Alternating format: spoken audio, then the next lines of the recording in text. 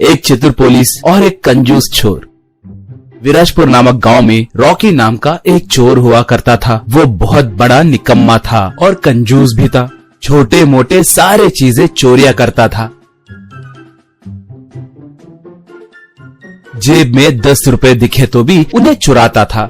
थोड़े दिनों के बाद राखी अपने दोस्त जित्तू से जाकर मिला। जित्तू से राखी, यार मुझे एक अद्भुत उपाय सुझा है। वो ये है कि टी के टपरियों के पास, कोल्ड ड्रिंक के दुकानों के पास, टिफिन के ठेलों के पास बाहर फोन पे गूगल पे करने के लिए QR कोड स्कैनर सकते हैं ना, उनके ऊपर हमारे बैंक अकाउंट के QR कोड ले जाकर चिपकाए तो क्या होगा जानते हो? कहा। बाप रे, अगर पकड़े गए तो? रॉकी, देखो दूसरे राज्यों में थोड़े नकली अकाउंट खोलेंगे, उसके बाद उस बैंक के कर्मचारी के नाम पे थोड़े QR स्कैनर कोड छपवाएंगे, उन्हें जो भी दुकान दिखे वहाँ पर चिपका देंगे। सिर्फ एक जगह ही नहीं, हो सके तो पूरे देश में चिपका देंगे। 100-200 रुपए ही जाएंगे ना, कोई उनकी ज्यादा परवाह नहीं करेगा। अगर ये वर्कआउट हुआ तो हमारी किस्मत बदल जाएगी, हमारे पास पैसा ही पैसा होगा। कहा। जित्तू तब, वाह, मेरी जिंदगी में कभी भी इतना लालची आइडिया मैंने नहीं सुना, मगर पैसे भी ज्यादा मिलते हैं ना, मेरे लिए ओके है। कहा।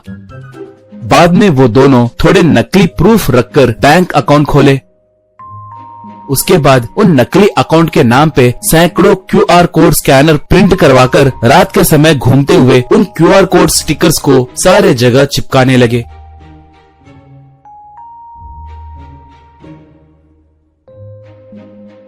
उसके बाद सुबह सुबह उन दुकानों के पास जाकर जैसे उन्हें कुछ पता न हो वैसे खड़ा हो जाते थे। दुकान को आकर टी पिए लोग, टिफिन खाए लोग उस QR कोड स्कैनर को पैसे पेमेंट करते। दुकान वाले उसके अकाउंट में पैसे नहीं गिरे कहकर बोलते तो दोनों झगड़ने लगते। ये देखकर रॉकी जित्तू खूब हंसने लगते।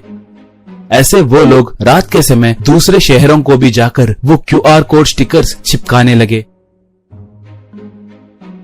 इससे उन्हें बहुत पैसे मिलने लगे। वो लोग खूब अय्याशी करने लगे।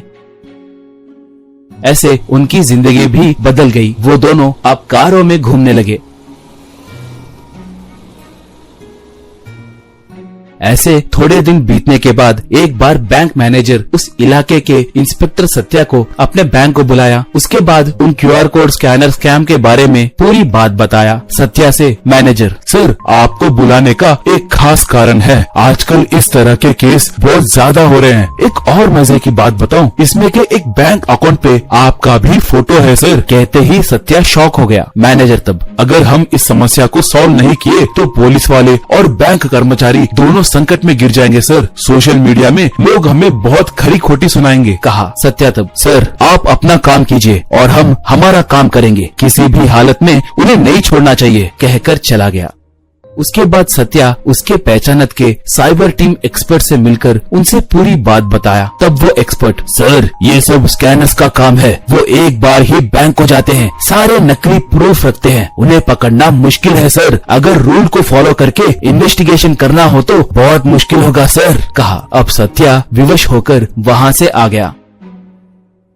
उस दिन अपने असिस्टेंट मंजू के मोबाइल फोन को लेकर जित्तू वालों को फोन पे ऐप से, मैंने आपका हुनर देखा है, बहुत अद्भुत है, हमारे पास करोड़ों रुपए कमाने का एक आइडिया है, अगर हम एक बार मिले तो हम इस पूरे देश के अमीर आदमी बन सकते हैं कहकर एक मैसेज किया। उसके बाद एक लड़की की तस्वीर का लिंक भेजा, मोबाइल नंबर भी भेजा। जित्तू एक कॉफी के दुकान में मैसेज को देखकर रॉकी से ये बात बताया। रॉकी तब, यार संभल कर रहना, कभी कभी ये पुलिस वालों का जाल भी हो सकता है। कहा। तो वो क्या करना है कहकर सोचने लगे। उसके बाद सत्या से असिस्टेंट मंजू, आप भी न सर, वो बहुत शातिर चोर होंगी सर, सिर्फ एक मैसेज को रिएक्ट होंगी क्या? बोली। सत्या तब, देखो मंजू, लालच के हदें पार करे तो ही कोई ऐसे बेकार 100-200 रुपयों का काम करता है। इसने किया तो ये जरूर साधारण इंसान तो नहीं होगा, इसलिए मैंने तुम्हारा तस्वीर भेजा। अगर वो लाल टपकने वाला हो तो कम से कम लड़की के फोटो को देखकर तो भी हमसे बात करेगा। उतना ही नहीं, कल कॉफी के दुकान में तुम्हें ही उसे पकड़ना है। यूँ कहने लगा तो राखी के मोबाइल में से एक मैसेज रिप्लाई आया। उस मैसेज को देखकर सत्या, ये देखो बकरा फंस गया, कॉफी शॉप को नहीं इस गांव के बाहर मौजूद आम के बगीचे में मिलेगा कह रहा है, चलेंगे क्या? कहा। मंजू मुस्कुराई। अगले दिन प्लान के मुताबिक मंजू जाकर आम के बगीचे में इंतजार करने लगी। वहाँ पर जित्तू और रॉकी एक कीमती कार में आए।